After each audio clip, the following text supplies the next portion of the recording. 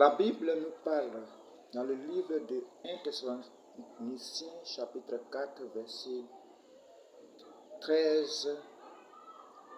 L'apôtre Paul nous informe et dit: nous ne voulons pas, frères, que vous ignorez que ceux qui dorment dans la poussière de la terre, il comparait ici la mort au sommeil. C'est de là que nous avons tiré le thème de notre message qui est le message du sommeil. Pendant notre sommeil, Dieu nous adresse un message très important. Il est vrai que le sommeil est fait pour nous, pour la récupération, mais pendant le sommeil, Dieu nous adresse un message très important.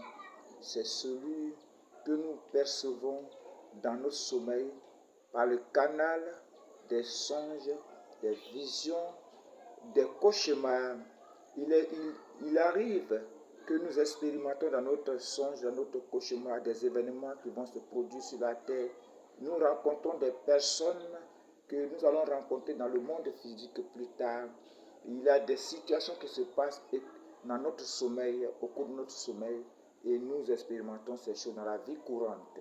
Dieu nous parle ici du message qui est contenu dans le sommeil, qui est celui de l'existence d'une vie en dehors du corps, d'une vie qui s'expérimente en dehors du corps.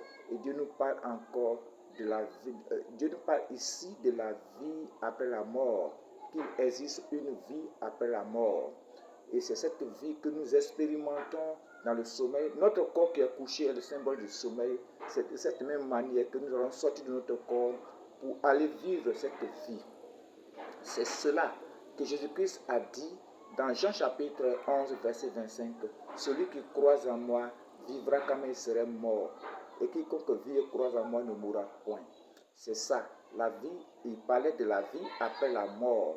Il existe donc une vie après la mort. C'est ce message que Dieu nous transmet dans le sommeil pour ne pas que nous soyons des ignorants et que nous savons davantage, nous connaissons qu'il existe une vie après la mort.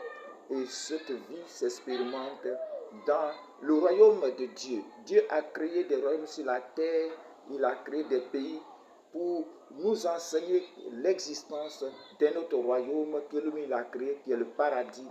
C'est cela que Jésus-Christ est venu enseigner aux hommes, qu'il existe le paradis. Il a dit même aux brigands que tu seras aujourd'hui avec moi dans le paradis. Mais vous voyez, il y a des choses sur la terre que nous ne comprenons pas. C'est par exemple l'existence de l'ambassade pour aller dans un autre pays. Et tu dois obtenir ton visa avant d'entrer dans un autre pays. Si tu n'as pas le visa, tu ne pourras pas entrer dans le pays hôte. Dieu nous parle alors du passeport qu'il a obtenu avant d'entrer au paradis.